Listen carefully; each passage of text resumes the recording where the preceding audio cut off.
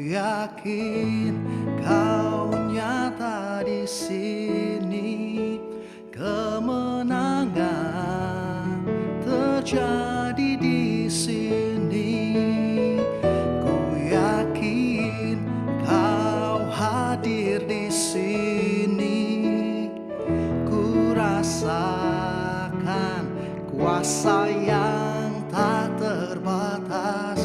Ku yakin kau nyata di sini, kemenangan terjadi di sini. Segenap jiwaku memujimu, sungguh besar kau Yesusku. Oh, segenap hatiku menyembahmu. Kau besar, kau besar, kau besar, kau besar.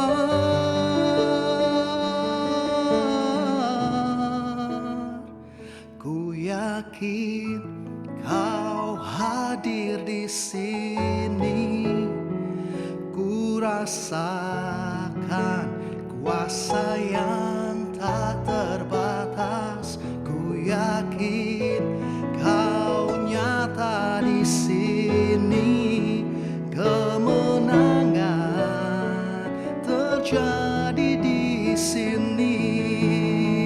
Ku yakin kau hadir di sini, ku rasakan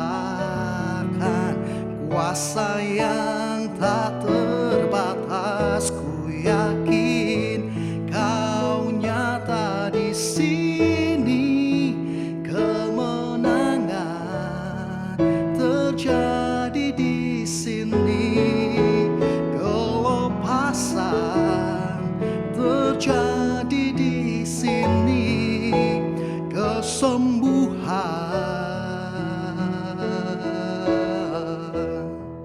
terjadi di sini. Kami percaya kuasa-Mu bekerja atas hidup kami, Tuhan. Kau tetap Allah, Kau tetap Tuhan yang berkuasa. Terima kasih Bapa, terima kasih Yesus. Kami bersyukur Tuhan.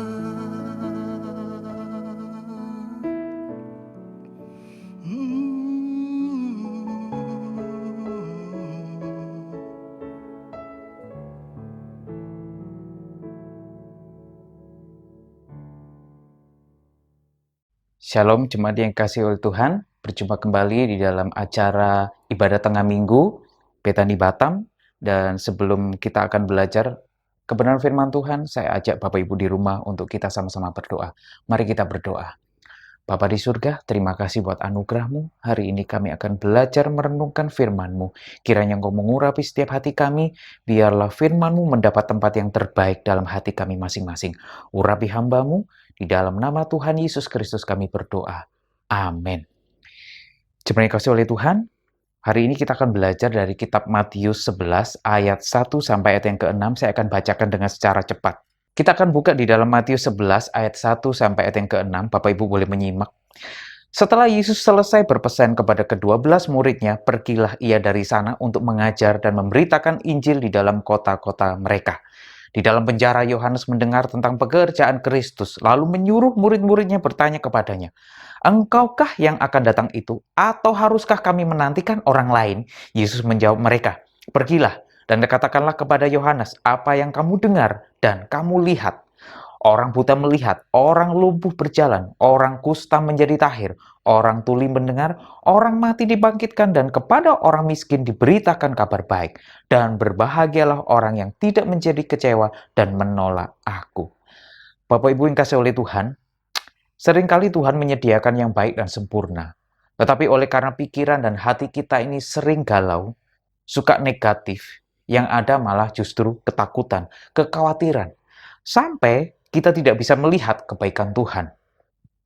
Mengapa janji Tuhan seakan-akan beda dengan kenyataan yang kita alami? Sebenarnya masalahnya bukan di janji Tuhan yang keliru, tetapi oleh karena hati kita sering galau, sampai akhirnya membuat cara pandang kita keliru. Hari ini kita akan belajar siapakah Yohanes Pembaptis. Yohanes Pembaptis adalah sepupu dari Tuhan Yesus. Elizabeth sama Maria itu bersaudaraan. Yohanes Pembaptis adalah nabi terakhir dari Perjanjian Lama. Oleh karena apa? Dia lahir 6 bulan sebelum Tuhan Yesus. Sebelumnya, nabi terakhir adalah Maleaki. Hampir 400 tahun tidak ada nabi, tidak ada suara Tuhan. Akhirnya lahirlah Yohanes Pembaptis yang akan membuka jalan bagi Mesias. Di dalam Matius 3 ayat yang keempat, Yohanes Pembaptis adalah seorang nazir Allah. Apakah itu nazir Allah? Nazir Allah adalah orang yang berpantangan. Misalnya apa? Dia pantang minum minuman keras, tidak makan makanan haram, harus berpegang kepada hukum Taurat, bahkan tidak pernah cukur rambut sejak lahir. Dia hidup kudus. Dia adalah benar-benar orang yang rohani di hadapan Allah, memisahkan diri dari kehidupan masyarakat. Contohnya dalam Perjanjian Lama itu adalah Samson. Memang dia agak nyentrik Bapak Ibu. Yohanes Pembaptis ini memakai baju bulu onta, memakai ikat pinggang kulit, makanannya belalang dan madu hutan. Tetapi dia juga seorang yang rohani, yang menyiapkan jalan bagi Mesias. Muridnya banyak. Khotbah-khotbahnya sangat singkat. Bertobatlah, kerajaan Allah sudah dekat. Nah, suatu hari Bapak Ibu, dia didatangi oleh Tuhan Yesus. Oleh karena Tuhan Yesus meminta untuk dibaptis. Yohanes berkata, aku nggak layak untuk membaptis engkau. Aku membaptis dengan air, tetapi engkau membaptis dengan Roh Kudus. Yohanes tahu detail hal ini karena apa? Karena dia seorang nabi. Yohanes juga membaptis Yesus pada waktu itu. Bahkan langit terbuka, ada merpati turun dan ada suara datang dari surga. Inilah anakku yang kukasihi, kepadanya lah aku berkenan. Inilah cerita Yohanes Pembaptis. Nah, Bapak Ibu, suatu hari ketika Yesus pelayanan, Yohanes Pembaptis ditangkap dan dimasukkan di dalam penjara oleh Herodes karena dianggap membuat keonaran.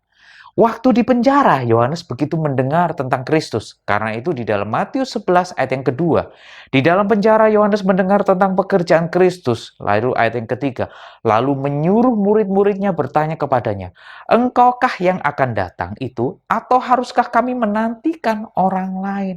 Bapak Ibu, dalam konteks ayat ini jelas-jelas kalau kita kupas lebih dalam, Yohanes agak sedikit ragu, Yohanes agak sedikit galau. Meskipun kita tahu dia tetap fokus akan panggilannya untuk membuka jalan bagi Mesias. Dia kalau bener nggak Yesus ini Mesias? Aku udah susah-susah hidup sebagai seorang nazir. Nggak cukur rambut sejak bayi. Pakai baju bulu onta, makan belalang dan madu hutan. Susah mengikuti hukum Taurat dan menyiapkan jalan untuk Mesias. Dia tahu itu Yesus, tetapi kok kayak gini ya? Yohanes ragu. Jangan-jangan janji Tuhan ini keliru. Buktinya apa? Kalau dia Mesias, kok aku masuk penjara? Nah, di dalam pikiran Yohanes, seorang Mesias yang akan datang, dia akan mengalahkan kekaisaran Romawi dan menjadi raja, sehingga mengalahkan Herodes. Dan bangsa Israel akan menjadi bangsa yang berjaya. Saudara mengerti hal ini, Bapak Ibu? Saudara pernah mengalami hal ini? Saudara dengar janji Tuhan. Tuhan pasti akan sembuhkan. Saudara dengar janji Tuhan, Tuhan akan buat terobosan. Saudara mendengar janji Tuhan, Tuhan pasti akan berkati. Kenyataannya justru sebaliknya. Seringkali yang terjadi bukan tentang apa yang Tuhan sudah kasih dan berikan dalam hidup kita, tetapi apa? Cara pandang kita seringkali salah. Salah satu penyebab bisa jadi di dalam Lukas 7 ayat yang ke-33 sampai ayat yang ke-34. Karena Yohanes Pembaptis datang, ia tidak makan roti dan tidak minum anggur, dan kamu berkata ia kerasukan setan. Kemudian manusia datang, ia makan dan minum, dan kamu berkata, lihatlah, ia seorang pelahap dan peminum, sahabat pemungut cukai dan orang berdosa. Loh, aku ini sudah rohani, Yohanes. Jadi hamba Tuhan yang kusuk. Nggak makan roti, nggak minum anggur, menyiapkan jalan Tuhan, malah di penjara. Lah, kok ujuk-ujuk Tuhan Yesus datang? Kita tahu Tuhan Yesus datang pertama kali bikin mujizat. Apa? Dia mengubah air menjadi anggur. Apa ini? Aku aja dari kecil nggak minum anggur. Malah Yesus datang bikin mujizat, air menjadi anggur. Yesus datang, udah gitu, kumpulnya sama orang-orang berdosa. Kumpulnya sama pemungut cukai. Kumpulnya sama orang Samaria yang punya suami 5. Bahkan kita tahu, suatu kali Yesus duduk di rumah orang Farisi. Tiba-tiba ada wanita pelacur menghampiri dia, kakinya dielus-elus, lalu diminyaki, ya, menggunakan minyak mahal, lalu mengusap dengan rambutnya. Bukankah ini sebuah skandal yang sangat besar, Bapak Ibu? Coba Bapak Ibu bayangin, saudara jadi Yohanes Pembaptis. Bener gak sih dia ini Tuhan Yesus? Udah gitu, sejak dia di penjara, murid-murid Yohanes pindah gereja menjadi pengikut Tuhan Yesus. Saudara pernah mengalami hal ini? Saudara berdoa, tapi kenyataannya malah makin parah. Saudara berdoa bukan tambah baik. Orang yang engkau doain bukan malah bertobat, malah makin rusak. Lalu di dalam Matius 11 ayat yang keempat sampai ayat yang keenam, Yesus menjawab mereka, pergilah dan katakanlah kepada Yohanes apa yang kamu dengar dan kamu lihat. Orang buta melihat, orang lumpuh berjalan, orang kusta menjadi tahir, orang tuli mendengar, orang mati dibangkitkan, dan kepada orang miskin diberitakan kabar baik. Dan, ayat yang keenam, berbahagialah orang yang tidak menjadi kecewa dan menolak aku. Ayat 5 dan ke-6 secara nggak langsung ini adalah kode dari Tuhan Yesus untuk disampaikan kepada Yohanes. Dan kita tahu sejak saat itu Yohanes percaya dan menerima berita itu dengan baik. Lalu Yohanes tidak pernah bertanya-tanya lagi siapakah Mesias itu.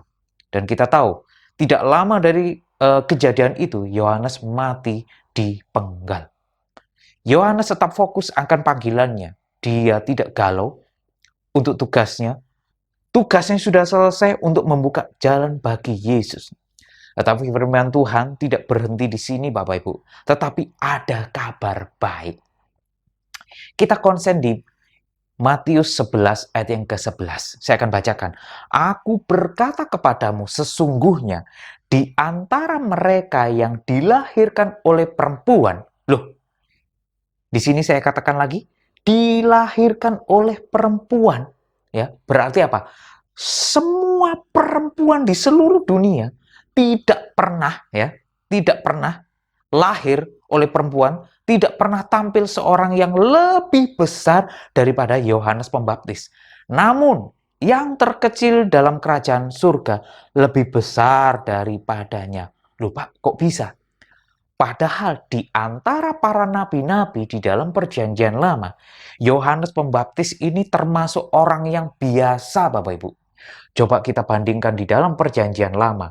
Banyak sekali nabi-nabi besar. Salah satunya kita tahu Nabi Musa. Nabi Musa itu umatnya berapa? 2 juta. Nabi Musa setiap kali dia berjalan dengan umat Israel, dia berjalan di bawah tiang awan dan tiang api.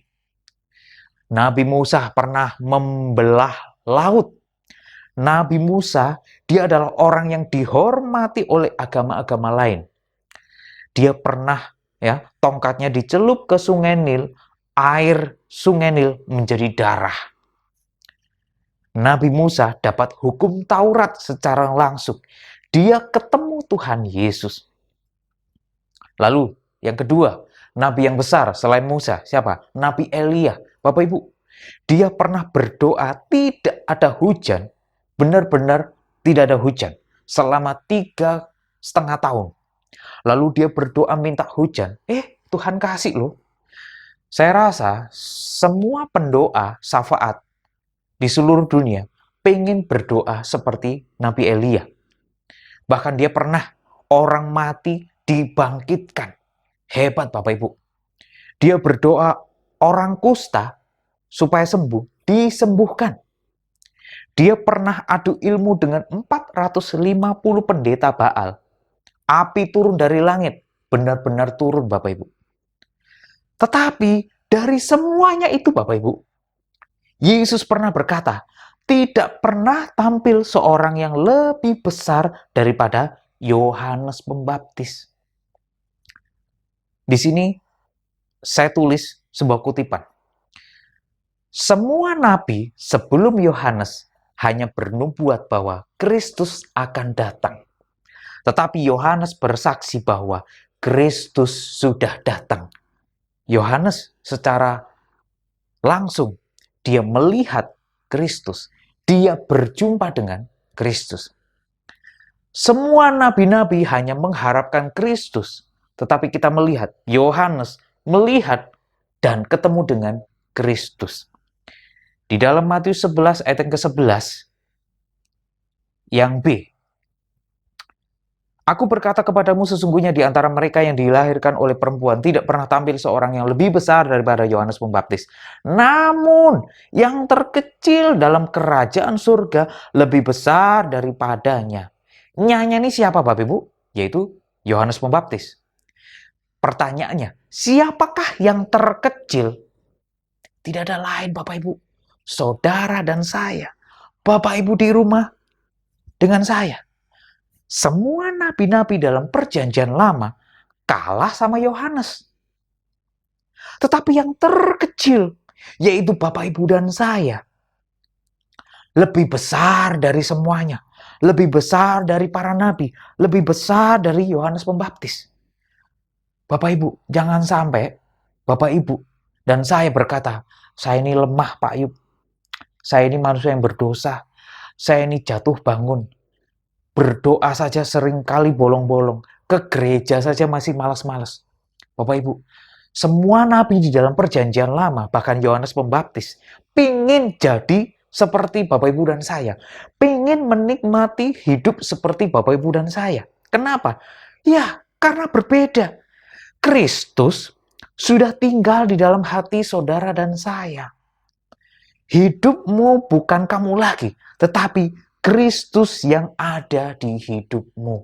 Bukankah ini sesuatu yang luar biasa?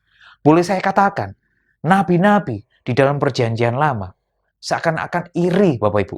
Mereka semua pingin hidup di zaman sekarang ini, di zaman Bapak Ibu dan saya. Karena apa? Roh Kristus itu sudah tinggal di dalam hati Bapak Ibu dan saya. Artinya, Roh Kristus ada padamu. Dan dia yang akan memampukan segala hal untuk kita serupa dengan gambar anaknya. Yang terakhir Bapak Ibu, para nabi berkata, Kristus akan datang. Lalu di dalam zaman Yohanes Pembaptis bilang, Kristus sudah datang. Tetapi di zaman sekarang, yaitu saudara dan saya, kita berkata di dalam Galatia 2 ayat yang ke-20, Kristus yang hidup di dalam aku. Lalu di dalam Kolose 3 ayat yang ke-4, Kristus yang adalah hidup kita. Itulah Bapak Ibu, identitas saudara dan saya. Karena itu Bapak Ibu yang di rumah, saudara yang kasih oleh Tuhan, apa yang menjadi kelemahanmu? Apa yang menjadi ketakutanmu? Apa yang menjadi kegalauanmu? Bapak Ibu, ingatlah identitas saudara dan saya. Kristus sudah tinggal di dalam hatimu. Bukankah ini adalah sesuatu yang luar biasa? Sesuatu yang sangat-sangat luar biasa. Dalam perjanjian lama, mereka mengharap-harapkan kedatangan Kristus. Di dalam zamannya Yohanes Pembaptis, Kristus sudah datang. Lalu, di dalam zaman kita, Bapak, Ibu, dan saya, Kristus memang secara kasat mata tidak bisa kita lihat. Tetapi dia benar-benar Immanuel, Allah beserta saudara dan saya. Dia sudah manunggal. Setiap orang yang percaya kepada Kristus, dia menjadi anaknya. Dan saudara dan saya, Kristus sudah tinggal dalam hatimu. Itulah identitas saudara dan saya. Jangan pernah ragu, jangan pernah galau, jangan pernah khawatir, dan jangan pernah takut. Saudara dan saya milik Kristus. Demikian firman Tuhan. Mari kita berdoa. Bapa di surga, terima kasih buat kebenaran firman-Mu. Di dalam perjanjian lama, mereka menanti-nantikan, mereka bernubuat bahwa Kristus akan datang. Di zaman Yohanes Pembaptis, memang Engkau sudah datang. Tetapi jauh daripada semuanya itu, zaman sekarang, Engkau sudah manunggal, Engkau sudah tinggal di dalam hati kami. Karena itu Bapa di surga, biarlah Engkau memberikan kekuatan melalui karya Roh Kudus-Mu. Engkau mengubah setiap hati dan pikiran kami, sehingga kami tidak menjadi manusia-manusia yang galau, sehingga kami tidak menjadi manusia-manusia yang penuh dengan kekhawatiran, penuh dengan ketakutan. Tetapi Roh-Mu senantiasa memampukan kami untuk kami terus berharap di dalam Tuhan. Karena kami tahu Engkau bersama dengan kami, Engkau tinggal di dalam hati kami. Bapa di surga, Engkau memberkati setiap jemaat-Mu yang mendengar firman Tuhan pada saat hari ini. Biar Engkau mengubah hati mereka. Engkau memberikan kekuatan yang baru, pengharapan yang baru. Sehingga iman mereka terus dibangkitkan di dalam Tuhan. Terpujilah nama-Mu Bapa di surga, sore yang kasih oleh Tuhan. Hari ini Engkau sudah mendengarkan firman Tuhan. Renungkan dan lakukanlah. Maka terimalah segala kebaikan yang datangnya dari Allah Bapa, cinta kasih daripada Yesus Kristus, penyertaan daripada Allah Roh Kudus hari ini, bahkan sampai selama-lamanya. Di dalam nama Tuhan Yesus Kristus. Bapak Ibu kasih oleh Tuhan yang sudah menerima berkat, bersama-sama katakan, Amin. Tuhan memberkati.